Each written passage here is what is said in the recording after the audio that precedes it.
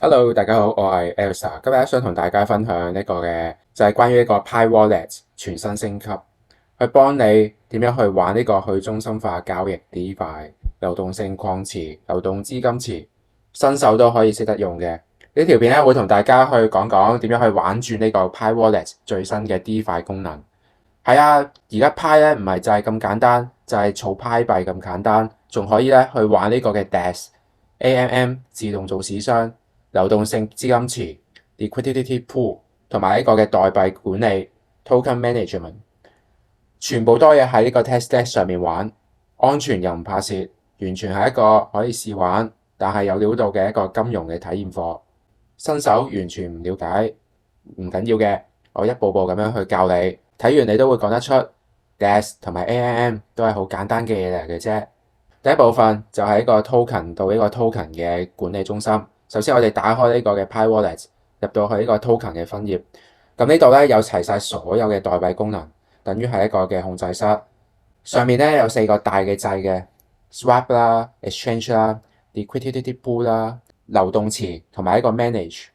如果你啱啱第一次嚟嘅話咧，會顯示到呢個嘅畫面就係 Load Tokens， 唔使驚，去撳呢個 Add Tokens 或者 Manage 入去就可以開啟呢個嘅代幣可見性。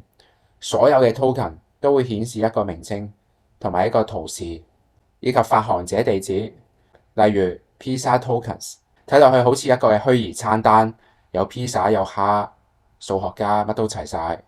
但係咧要記住咧，開啟呢個代幣咧要收少少嘅手續費。喺呢個 testnet 入面就係呢個嘅 testpi， 咁交完呢個嘅手續費之後咧，就開始可以玩呢個真嘅 DeFi 啦。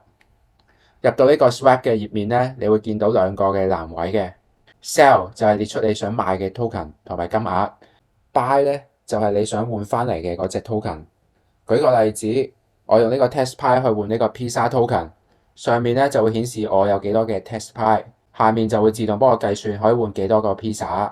背後嘅秘密咧就係呢個自動做市商 AMM 啦，佢係唔需要買家賣家去對單嘅。佢係用一個數學嘅公式啦，自動咁樣去決定呢個價格嘅。簡單嚟講，就係用一條神奇曲線去幫你即時換錢，快過你去便利店去走續。仲有個叫做劃點容忍度嘅設定，例如呢個嘅加減1%，即係價格變太多就會自動取消呢個交易。咁確認之前啊，記得去撳 review 去睇清楚。倒數完 tap confirm 就完成啦。完成之後翻到去呢個嘅 token 頁面嗰度，你就會見到最新嘅 token 數量 update 咗啦。再入翻去 exchange 頁面，你就會見到一堆現有嘅交易對 trading pairs， 每一對都代表咗兩個代幣之間可以互換嘅市場。呢度冇一個叫做中央嘅交易所，亦都冇中間人，一切咧都係鏈上公開透明進行。如果你揾唔到想要嘅交易對咧，冇問題嘅，自己去創建一個嘅交易對，你可以揀兩個代幣 create 一下。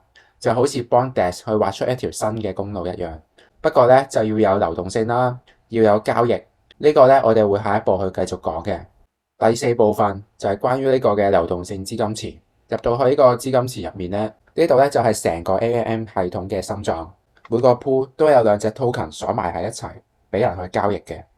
首先你可以 add liquidity 入池啦，將你嘅代幣放入池入面，去換取手續費份額，通常係0.3%。withdraw 出池，拎翻你嘅資金同埋獎勵。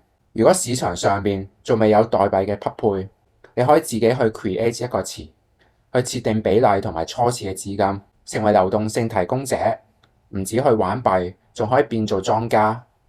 呢啲全部嘅功能咧，都可以喺 testnet 上面去測試，好安全嘅，冇風險。玩得多，你就會真正明白 DeFi 嘅底層原理，由數學、程式、社群共同驅動。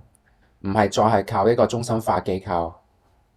Overall 嚟講 ，Pi Wallet 係呢個 testnet 嘅版本，已經為 DeFi 打好呢個基礎。由代幣管理、自動兌換、交易對到呢個流動池，一步步咁樣去帶你入門呢個 DeFi， 安全又實戰。千祈唔好等到 mainnet 出嚟先去學。而家 testnet 咧就係你最佳嘅一個練習場啦。記得玩嘅時候，了解多啲機制，知識先係你最穩陣嘅收益。